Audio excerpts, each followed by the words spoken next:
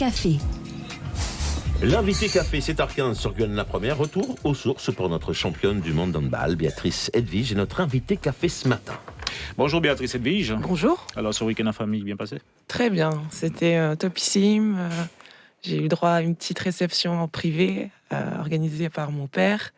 Et non, c'était génial. Je profitais du soleil, me reposer avant tout l'enchaînement qu'il va y avoir cette semaine. J'imagine que ça doit être important pour vous, pour se remettre d'une saison, de plusieurs saisons même, chargées et couronnées de succès. Oui, en fait, depuis limite 2016, on a très peu de vacances. On a entre 3 et 4 semaines. Donc non, là, revenir et pouvoir profiter un peu plus longtemps, c'était parfait et j'attendais réellement que ça. Alors votre présence en Guyane, chez vous, toujours dans le cadre de la transmission, important pour vous cette mission? C'est cette primordial tâche. même. Je suis là en tant que marraine de notre association. Oui, l'association BSE. Voilà, Ouais. Béatrice Seynabou Edwige, exactement. Voilà.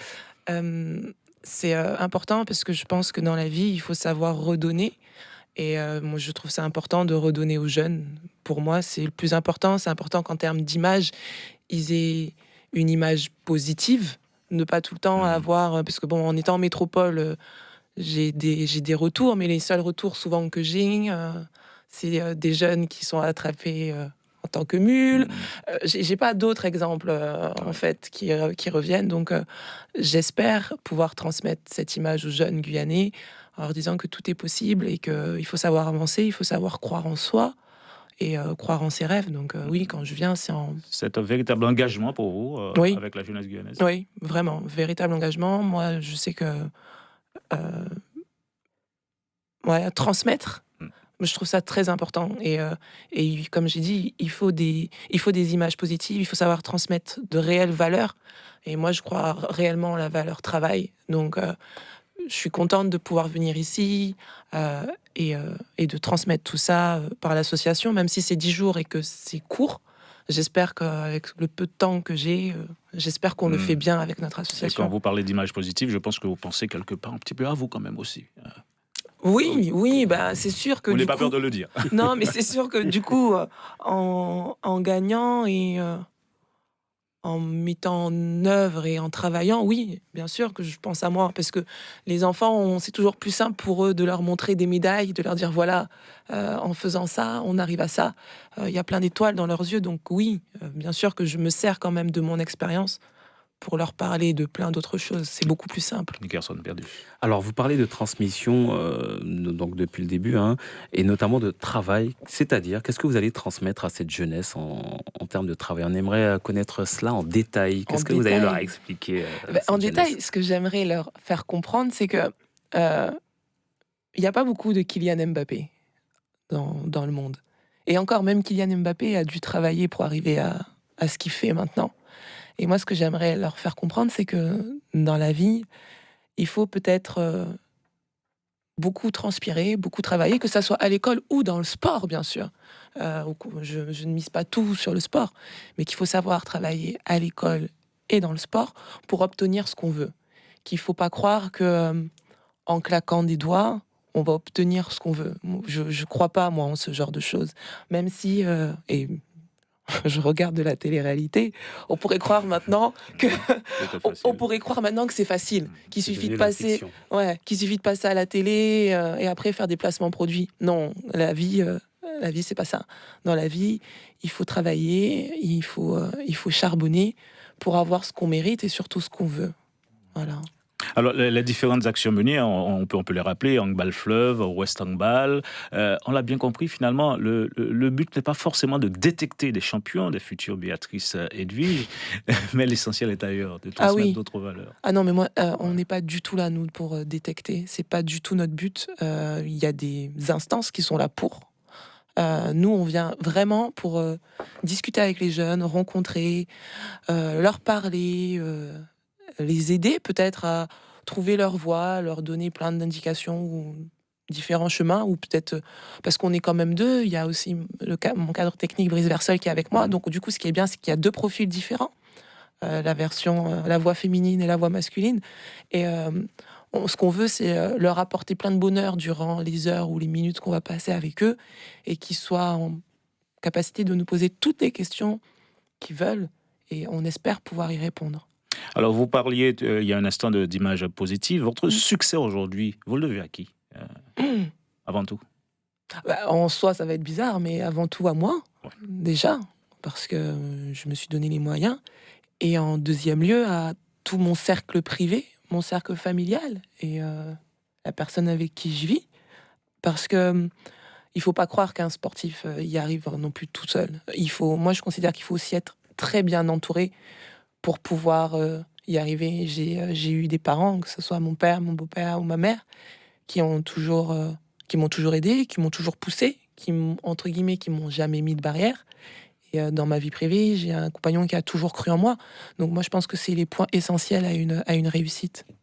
Nickerson, Pierre Davis. Alors, justement, lorsqu'on vient en Guyane à une période assez cruciale pour vous, puisque c'est un tournant dans votre carrière, vous quittez Metz, vous allez effectuer un nouveau challenge. Est-ce que finalement, vous vous dites pas que vous avez laissé le sommet derrière et que là, vous êtes dans une phase d'incertitude?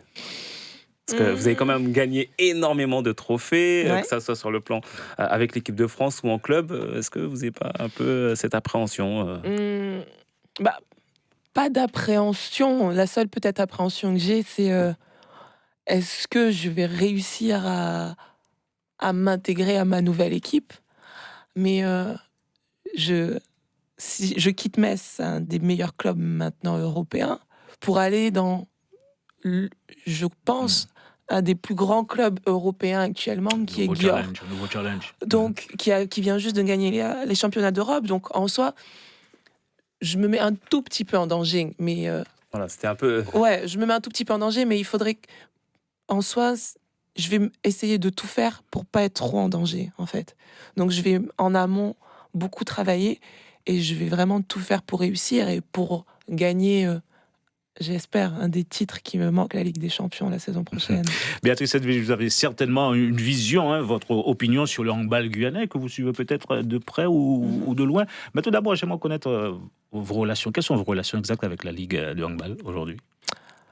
Comment dire S'il n'y en a pas, vous pouvez le dire. Je vais le dire, vous inquiétez pas, ça c'est pas un problème. Il y en a pas. Voilà, il y en a pas. Pour quelle raison?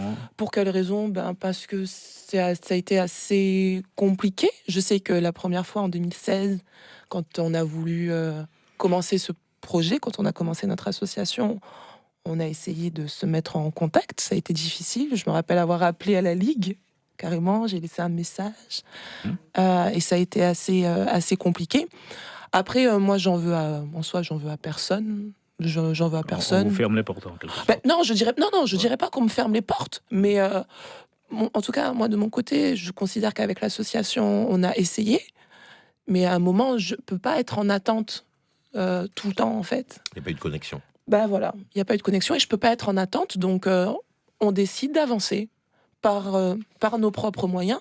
On a la CTG qui nous aide, on a Nofrayan, une entreprise qui nous a... On n'a pas entendu. Ah, pardon. Désolé. Mais en tout cas, on a des entreprises privées qui nous aident à avancer. Et donc on avance. Donc, non, je sais pas, je peux pas dire qu'on m'a fermé les portes, mais bon. En deux mots, le handball guyanais avance. Le handball guyanais féminin, le handball féminin, je pense qu'il se porte bien. J'ai vu un peu les résultats pour Kourou. J'ai vu que cette année, il y a eu une belle lutte. Ah oui. Avec où on va aller mardi. Donc c'est bien, ça veut dire que le niveau commence un peu à s'équilibrer entre deux équipes fortes de Guyane. Donc c'est une bonne chose. Et puis je souhaite, comme on dit, un gros M avec tout le reste à Kourou qui part aux finalités en métropole là dans quelques jours ou même qui est déjà sur place peut-être. Merci beaucoup. Merci. Béatrice Edvige d'avoir été notre invitée ce matin. Je rappelle que vous êtes en Guyane jusqu'à samedi. Ouais, exactement. Bon travail à vous. Merci. À votre équipe. L'invité café. Suivez l'info sur Guyane la Première, télé, radio et internet.